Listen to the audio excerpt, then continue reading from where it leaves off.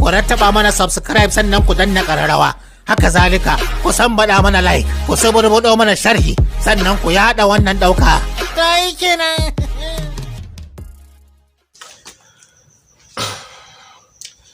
Assalamu alaikum warahmatullahi wabarakatuhu. Na yake wannan musulmi na yau ma mun da ci gaba da shawara da gudunmawa ga al'umma musulmi baki daya akan alƙawarin da muka hukunci insha Allah za mu zama da fa'ida akan ƙara girman gaba ko kuma ci alƙalin ya rubutu da kuzari insha Allah da izinin Allah.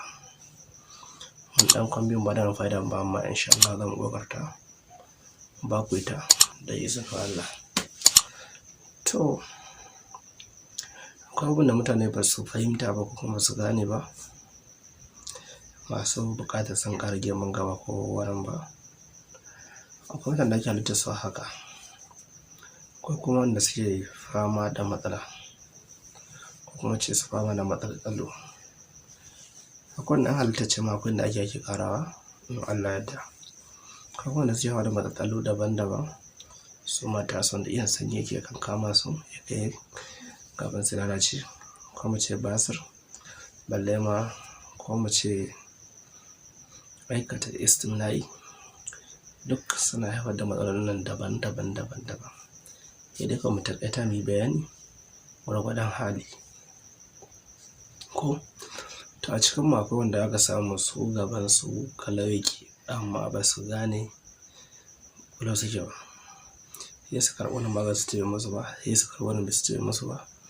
Saboda akwai mutumin da shi gabansa yakan ƙanƙance lokacin da bai cin sha'awa.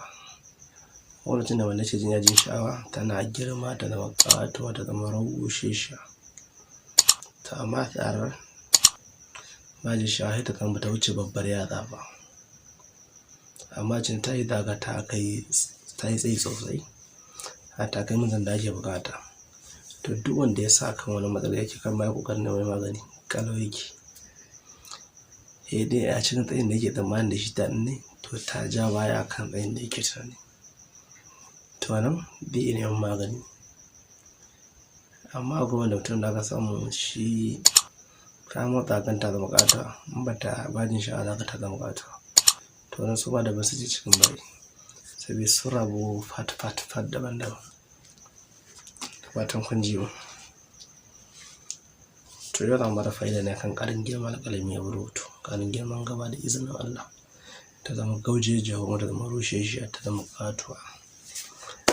To abin da aka nema anan abu biyu ne: man zaitun, sai ka samu man kanamfari. Yau zan ba ku mai na manja na ba ku abinci da sauransu. Don ka samu mai nan sai ka faka sa gefe. In ka samu man zaitun kamar mil 100, ka san mil dai ba lita ba, mil, ka gani. Sai ka samu kanamfari misalin mil 50. Amma muna baka shawaran ka nemi kamfani 2 zuwa 3. Mu kasar Najeriya ka kai da aikinsa, yan uwanmu ne kanawa suke haɗa shi. Nemi na Morocco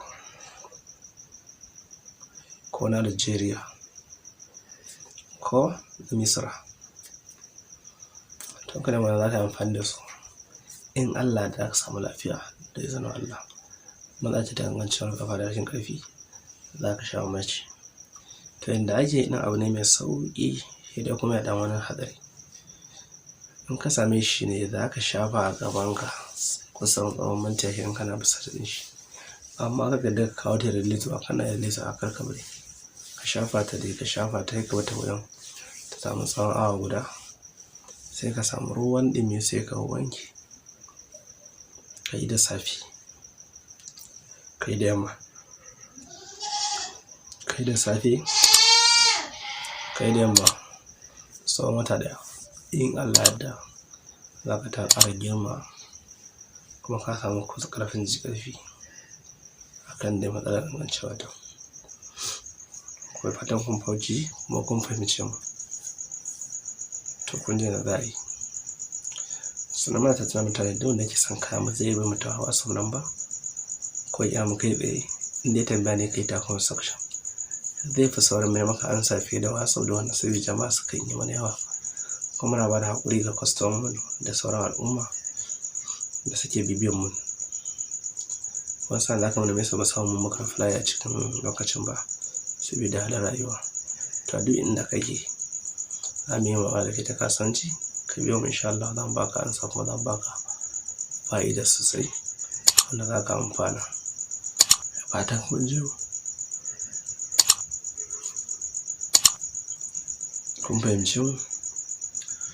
Kara manta da subscribe da like da share da yawa na barhama salati. Muna ga kamar da mu ta saboda ya fara yi na lawan aikata sannan na biyar da zina amina sallallahu alaihi wasallam sallallahu ta'ala alaihi wa alihi wa sallam. Subhana rabbika rabbil izzati amma yasifun wa salamun alal mursalin walhamdulillahi rabbil